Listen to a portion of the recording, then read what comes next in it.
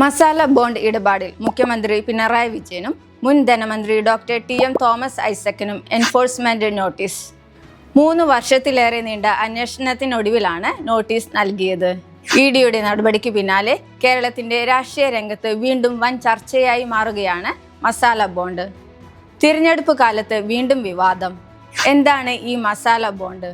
Masala bond എന്താണെന്ന് അറിയും മുൻപ് ആദ്യം കിഫ്ബിയെ അറിയണം.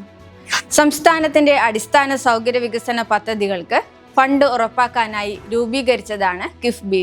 1999 നവംബർ 11 തുടക്കമെങ്കിലും 2016-17 തന്റെ ബജറ്റിലൂടെ അന്നത്തെ ധനമന്ത്രി തോമസ് ഐസക്കാണ് കിഫ്ബിയെ വീണ്ടും സജീവമാക്കിയത്. കിഫ്ബി ആക്ടിന്റെ ചട്ടങ്ങൾ പരിഷ്കരിക്കും. സെബിയും റിസർവ് ബാങ്ക് അംഗീകരിച്ചിട്ടുള്ള നൂതന ധനസമാഹരണ മാർഗങ്ങൾ ഉപയോഗപ്പെടുത്താൻ കിഫ്ബിയെ സജ്ജമാക്കും. ഗതാഗതം, ഊർജം, അടിസ്ഥാന സൗകര്യ വികസനം, IT, ജലശുചീകരണം തുടങ്ങിയ മേഖലകളിലെ വികസന പദ്ധതികൾക്ക് കിഫ്ബിയിലൂടെ പണം ഉറപ്പാക്കുകയാണ് സർക്കാർ ലക്ഷ്യമിട്ടത്.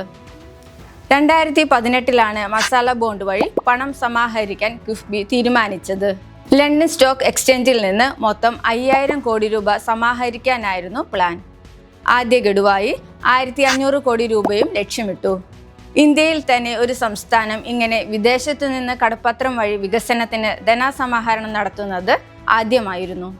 വിദേശത്തു നിന്ന് പണം സമാഹരിക്കുന്നതിന് കടപ്പത്രങ്ങൾ ഇറക്കിയിരുന്നത് ഡോളറിലായിരുന്നു.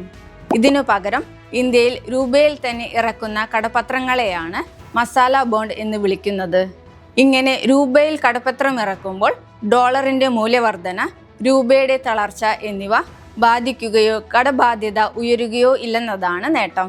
ഡോളറിലാണ് കടപ്പത്രം ഇറക്കുന്നതെങ്കിൽ പിന്നീട് ഡോളറിന്റെ മൂല്യം വർദ്ധിക്കുമ്പോൾ കടബാധ്യതയും അതിനനുസരിച്ച് കൂടും.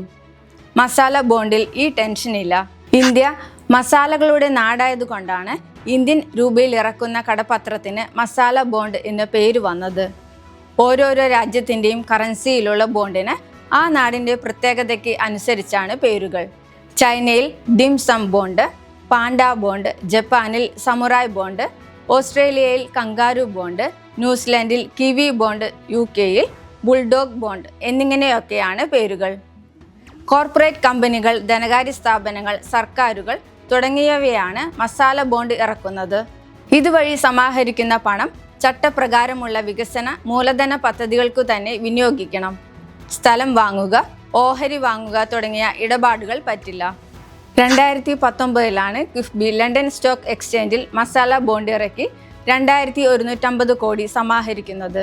മസാല ബോണ്ടിലൂടെ ഇത്തരത്തിൽ പണസമാഹരണം നടത്തിയതിൽ വിദേശ നാണയ വിനിമയ ചട്ടത്തിന്റെ ലംഘനം നടന്നുവെന്ന് ആരോപിച്ചാണ് ഇഡിയുടെ അന്വേഷണം.